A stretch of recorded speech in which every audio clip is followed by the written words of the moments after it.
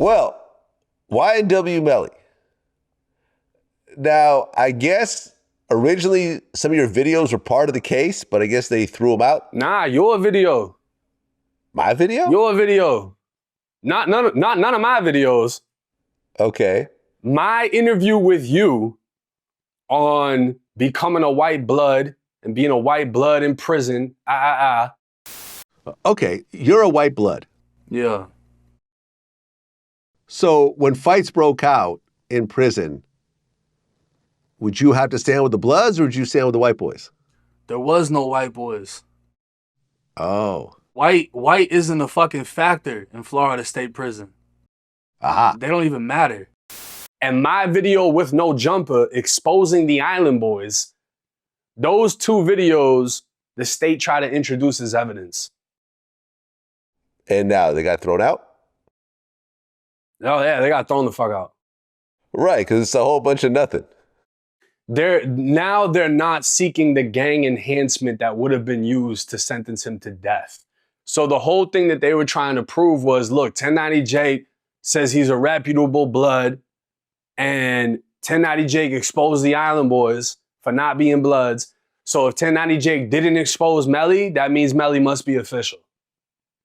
It was the stupidest fucking reach I've ever heard in my life. But now it's gone.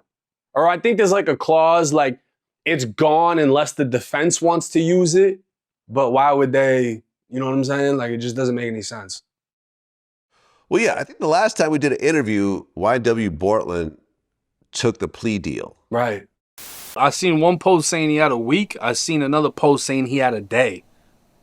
And I was in Italy when this happened, so I wasn't really too diving into it to figure out what was true and what wasn't. But from my understanding, it was something he had to either take immediately or he never got the offer again. And ended up being what, 16 years? Something like that, yeah. Right. So he fully cooperated? No. Nothing he said or did has or will have any effect on Melly. He also didn't admit to any participation in any murder. So the murder charges, if that actually took place and Bortlen 5 years down the road said some dumb shit, he can get recharged with murder. So the murders, it's not like he beat it in court. They just got dropped. You understand what I'm saying? What did he plead guilty to? I think it was, you would have to look it up. I don't want to say the wrong thing. Well, let me look it up. Okay, YNW Bortlen, a.k.a. Cortland Henry, took a plea deal in September 2025 related to his alleged involvement in the 2018 double murders of YNW Juvie and YNW Sack Chaser. Though the specific charges he pled guilty to weren't detailed in the snippet, it was related to his role as an alleged accomplice to YNW Melly in those killings. So if you're saying you're an accomplice in a murder, a double murder, how are you not pointing your finger at Melly? Well, because the only thing that he was accused of doing was riding around with the bodies and then dropping them off. So I don't think there's any piece of evidence that states he's pointing the finger at who did the killing. He's just admitting to, yeah, I rode around with the bodies and I dropped them off. I didn't kill them. Well, who put the bodies in the car? I mean, apparently the bodies were already in the car. They got hit in a drive-by or whatever the situation was. Okay, so a unknown assailant killed these two guys and he drove around with the car, but he has no idea who actually killed the two people. Mm-hmm. Okay, so he got 16 years for riding around with dead bodies. Facts. Okay, I guess they just wanted a conviction, basically. Pretty much, because I mean, if it was so cut and dry, they would have been convicted Melly. How long has he been locked up for now? Fucking like 7 years.